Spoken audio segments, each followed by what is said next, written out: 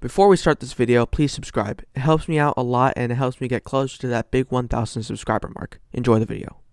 With his struggles hurting his team more than helping, Valtteri Bottas has been the hot seat of Formula 1, with fans all around the world calling for him to be replaced by longtime Mercedes Jr. George Russell. But is George Russell ready for Mercedes, or are Mercedes jumping the gun? Today, let's sit down and discuss if George Russell is the right man for Mercedes.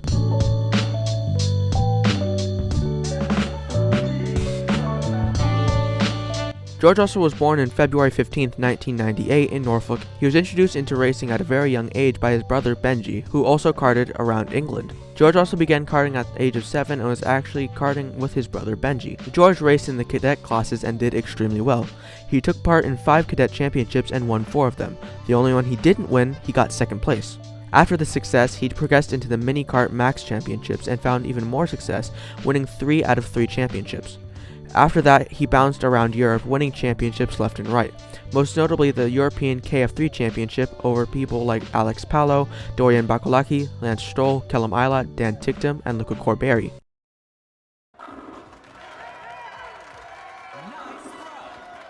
He kept his winning form until, in 2014, he decided to move into single-seaters. He made his single-seater debut in Formula Renault 2.0 Alps Series, where he signed with Prema Power Team but made a last-minute switch to Corandon GP. He started the season decently well in Imola, where he finished in the points in both races. In Paul Ricard, he got a very good P4 and was almost on the podium, but he didn't have to wait long because on the next round in the Red Bull Ring, he would get his first podium, finishing in P2 just behind someone whose name I have literally no idea how to pronounce. The season would carry on decently and he would finish in P4 in the championship, even though he missed both races in Monza due to chickenpox. A decent season for his first ever go into single-seaters, but where George would really shine is the BRDC Formula 4 Championship or the British Formula 4 Championship. He signed with Lannon Racing alongside former F2 driver and now DTM driver Arjun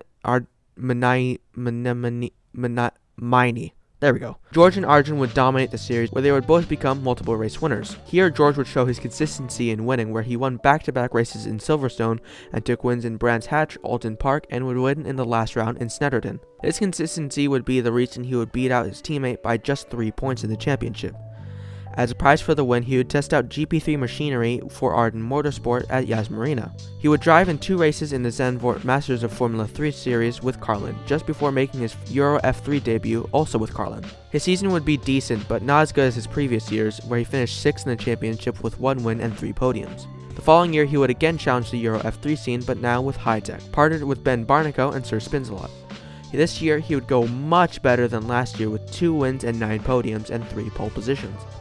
He finished the season in P3 just behind the Prema duo of Maximilian Gunter and Lance Stroll. In the beginning of 2017, George would actually test Formula 1 machinery for the first time with McLaren at Silverstone. Later, George decided to hop into the GP3 series with ARTGP, and alongside Nerei Fukuzumi, Jack Aiken, and Antoine Hubert.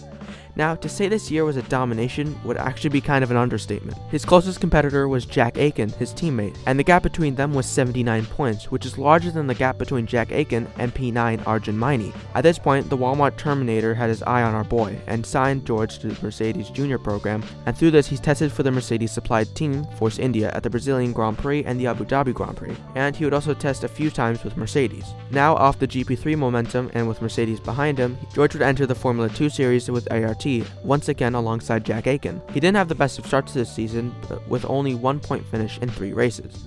But in the sprint race in Baku, George would take his maiden win and would make it 2 in a row with a win in the feature race in Spain. He would take 5 more wins in the season and would be announced as a Williams driver for 2019, but his F1 career didn't really start in the best of ways, when Williams didn't even have a car to participate in winter testing for the first few days. Not great for George, but he didn't let this bog him down, and in the Australian Grand Prix he outqualified his teammate Robert Kubica by over 1.7 seconds. An incredible feat, but to cut Kubica some slack, it was his first season since his horrifying rally crash in 2011. The season turned out to be very disappointing for Williams, as they were firmly the worst team there, always at the back and qualifying usually last. The high moment being Kubica's P10 in Germany after both Alfa Romeos were disqualified.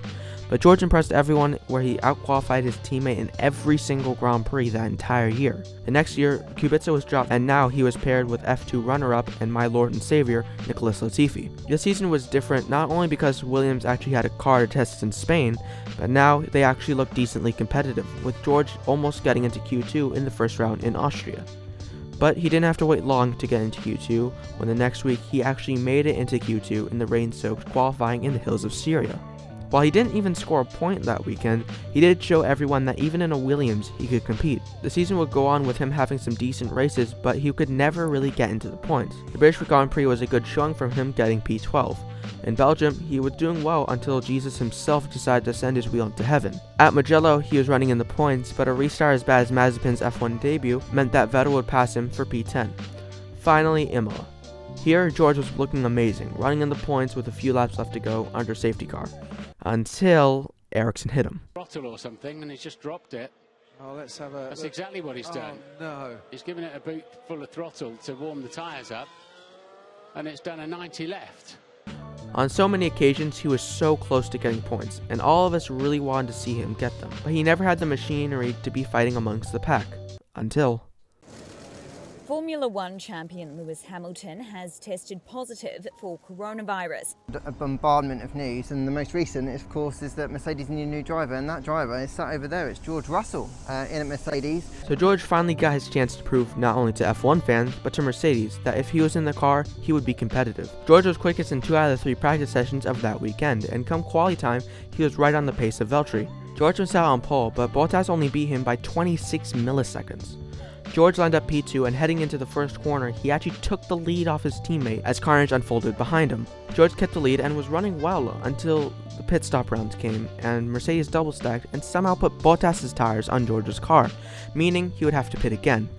After this mess up, George was down the field and started cutting his way through the pack into the podium positions, and it seemed like he was well on his way to win the Grand Prix, until heartbreak would strike him again. Looks like a rear left puncture. Looks like rear left puncture. Oh, we've boxed it, I'll say now. So stay out. Should be okay for this lap. That was fine. So a box. This is genuine puncture. So box. In the end, all George could salvage was P9, and he was completely heartbroken. But he did prove his worth to Mercedes, that he could be as fast, if not faster, than Bottas. Lewis would return for the next round in Abu Dhabi, and George would not get to prove himself a second time. But come 2021, it seems like George has more determination and confidence than ever. So far, he's not only impressed me, but most of the F1 community. In Bahrain, he made it into Q2 again, but he couldn't really find the pace he wanted. But in Imola, things would change. He once again got into Q2 and only missed out on Q3 by just over a tenth. He was confident he could actually challenge for the points, and he was running comfortably in P10 and caught up to Bottas in P9. Until, while this was a massive crash, to me the most surprising thing was the fact that Bottas was in P9 on merit in a Mercedes, while his teammate Lewis Hamilton was challenging for the win. Later in the season, in Austria, George would have blistering pace throughout the weekend and would actually qualify and make it into Q3 for the first time with Williams. George would challenge for the points again in Austria until his engine saw it was in the points, so it gave out. And in Styria, he was running in P10 until most of the race, until Iberman overtook him, with just a few laps left to go. At his home Grand Prix in Silverstone, George got into Q3 once again and finished in 7th place in the first ever F1 sprint. But he really couldn't turn it into points, and he finished in 12th. The next weekend, though, it would be a much different story. George would start the weekend very disappointed when he qualified P17 and didn't make it into Q2. But if anything, that showed how much progress he and Williams made this year, to the point where it's really shocking to see George not in Q2. On race day, though, George kept his nose clean, and on the opening lap, while brakes, Bottas decided to get up and head out, causing carnage which saw multiple cars out. This was a dream scenario for Williams, and even saw King Latifi up into P3 for a while. Williams stayed clean and consistent throughout the race, and come to checkered flag, it was actually a double points result for Latifi in P8 and George in P9, which would become P7 and P8 after Vettel's disqualification after the race. And after so much struggle and so much hardship, George had finally scored points with Williams, and this clip shows how much it meant to him. What's going on? I don't know. Oh. Mi történik? Nem is tudom.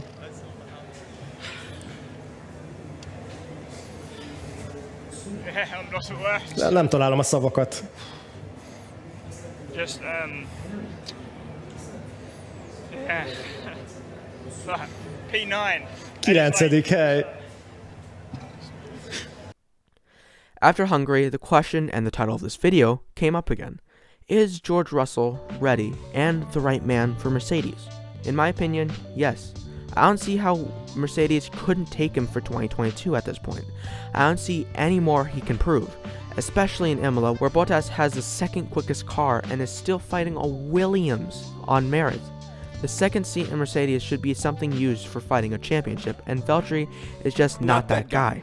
So if somehow, someway Mercedes is watching this video, please sign George Russell. He's proven everything he can and will most likely be a worthy adversary for Lewis Hamilton, and will be consistent. But in the end, it's all up to Toto and the Mercedes team. All we can do is sit back and watch. Thank you guys so much for watching. Please do subscribe for more F1 content, and I'll see you all later. Bye.